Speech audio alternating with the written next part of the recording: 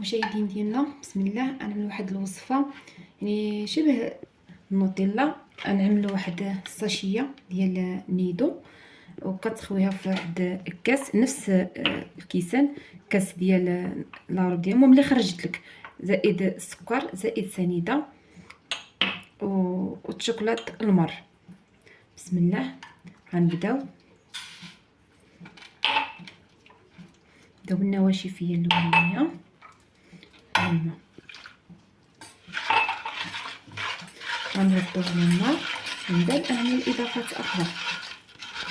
مشاهدين ديالنا، حنايا بدينا كنحركو. دابا غنزيدو واحد قبيصه ديال الملحه باش كيعطينا واحد المذاق ديال الليديه، وغنزيدو جوج طروفه ديال الشوكولات، وغنزيدو مغروفه ديال الزبده،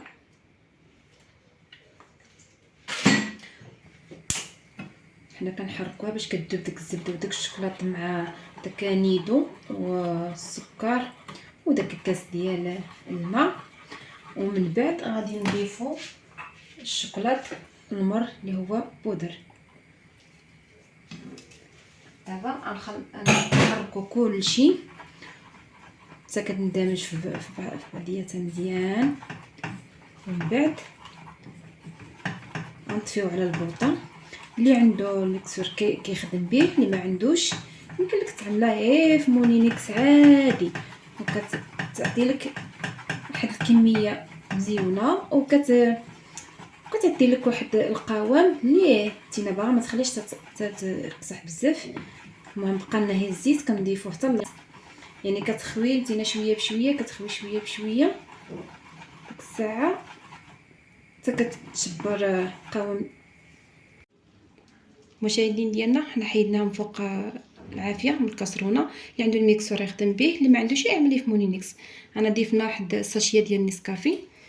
دابا غنبداو نخدموا الزيت، غنبقاو نضيفو شويه شويه بحال اللي كنضيفو مع مايونيز. حنايا خدمناه. انا قلت اللي عندكم الميكسور تخدم بالميكسور، اللي ما عندهاش كتخدم في غرات مونينيكس عادي. ها نتوما شوفوا ما شاء الله عليها عاقده ما شاء الله، والبريو. داك الزبده انا قلت لك اللي بغى يزيد لها الزبده يزيدها لها، كتبقى اختياريه. بغيتي تعمل لها الزيت كتعمل بحال الزبده، كتعطي واحد البريو. ونسكافي كتعطي داك المذاق ديال الكاكاو مزيونه ما شاء الله. شوف الكميه شحال خرجت ما شاء الله عليها.